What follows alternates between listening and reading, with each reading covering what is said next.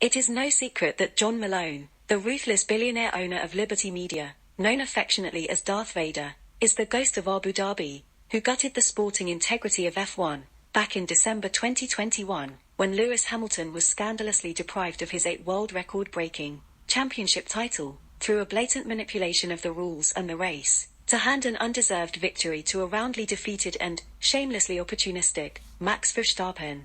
Council lap cars will not be allowed to overtake. Yeah, of course. Typical decision. It's classic. I'm not surprised. Christian and Michael. Yes, go ahead, Christian. Yeah, why are we getting these lap cars out of the way? Just give me, because Christian, just give me a second.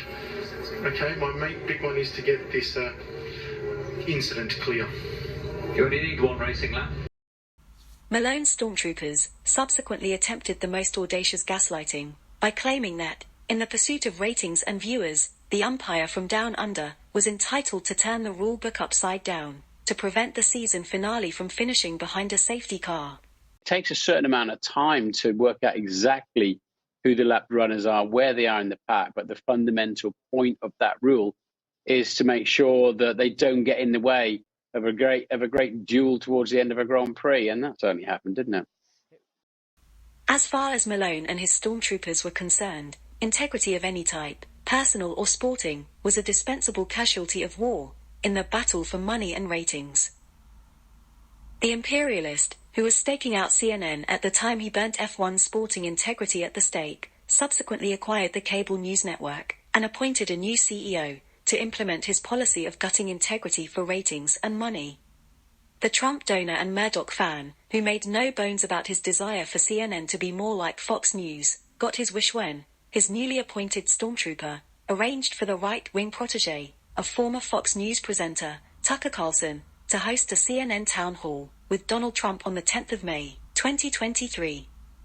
That day will forever go down in infamy as the day any shred of journalistic integrity that CNN ever had was gutted like F1 sporting integrity on the 12th of December, 2021.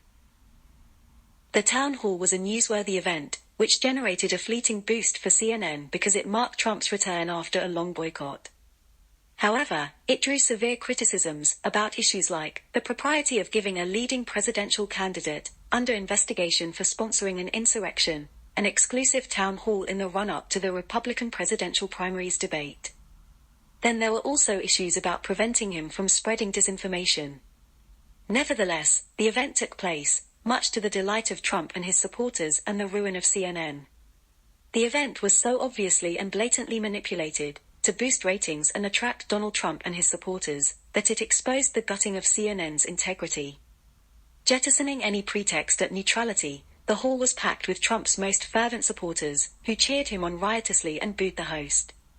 Despite prior assurances, the 30-something-year-old female host was unable to prevent Trump from spreading misinformation at will, including his stolen election lies, offering pardons to convicted insurrectionists, insulting the woman he had just been found guilty of sexually assaulting, to cheers from the audience, and refusing to call Putin a war criminal. From Washington, it was an interesting night. Mr. Trump's first lie was told just seconds into the night with his false, familiar claim that the 2020 election was, quote, a rigged election. And the falsehoods kept coming fast and furious about the January 6th insurrection, about the threat to Vice President Pence, about Pence's ability to overturn the election, about COVID, about the economy, and more. He called a black law enforcement officer a thug. He said people here in Washington, D.C. at Chinatown don't speak English. He attacked Caitlyn as a nasty woman because she was trying to get him to answer a question. Perhaps most chillingly, the day after a 9-person jury of his peers in New York found him liable for sexual battery and defamation and ordered him to pay writer E. Jean Carroll $5 million, he made fun of her account of her sexual assault. And many in the audience laughed. The backlash was so fast and so furious, from both within CNN and the wider public, that the new head was summarily fired. Ratings plummeted, apologies flowed, and reputations crumbled.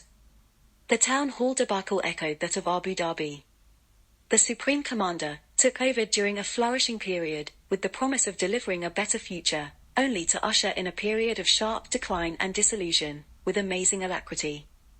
So why is it that in the case of CNN, the CEO was fired, but in the case of F1, it was the greatest of all time, that paid the ultimate price? Why is it that the CNN presenters, reporters, and staff were able to criticize the town hall debacle instantly and openly, but in-house and accredited F1 broadcast media that can't agree on whether the Pope is Catholic offered no dissenting voices on the Abu Dhabi fiasco? The ghost of Abu Dhabi will continue to haunt F1, Liberty Media and John Malone until justice is served.